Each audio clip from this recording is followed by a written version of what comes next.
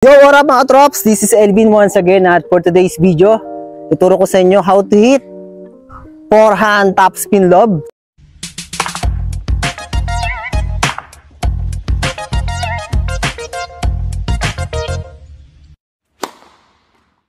So, para kayong magano, para lang magda-drive kaso nga lang mas mataas. Hindi yung lob ni gaganon yung bola. Kunyari, dalawa kasi yung lob eh. Yung isa yung offensive lob, yung ganon. Naipit kayo, i-underspin nyo yung gano'n yung bola, igaganon yung gano'n. Kaso nga lang obvious eh. Haltang ilolobo nyo. Pero pag forehand top spin lob, para siyang itsura siyang ina-drive nyo. Upakan nyo siya, para ina-drive nyo siya. Kaso nga lang, pataas, boom! So, surprise siya. Pwedeng ma-surprise yung netter. Kasi nga, akala niya more on drive eh, gaganon kayo. Boom! So kasi ang problema kasi pag maglulob tayo, pag obvious na ganun, ang problema, abang ka na kagad sa net, may smash na kagad. Pero kung medyo may upak, mabilis, boom!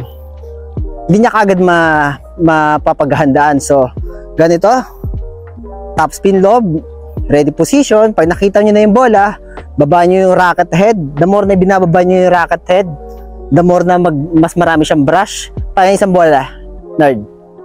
Ano rito? Dapat always, pag magdadrive na ng forehand, always racket under the ball. Pag ganito. Tapos pataas, papunta sa bola. Pag ganun. Boom! Pag top spin lob, yung racket nyo, throw it up. Pag ganun. Wag lang mag-open yung string kasi mag-outside na. Pag ganito. Always laging throw it up. Pag ganun, no? Good, babatin yung ganon. Okay, ready, banda rito. Taas pa, tataas ko pa. Good. Ready. Brush up. Sa likod ng bola. Ready.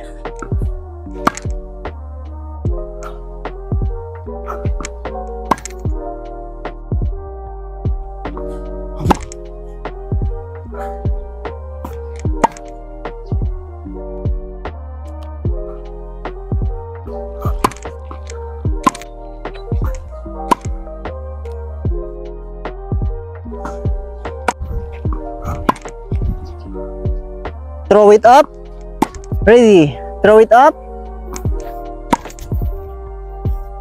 Non. Throw it up.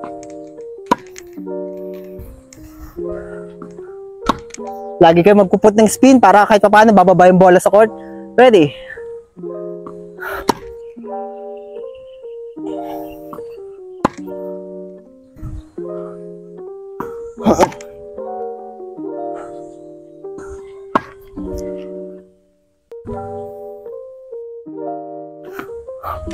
Throw it up. Throw it up. Iwas nyo palagi kay netter. Pag ano, no? Good.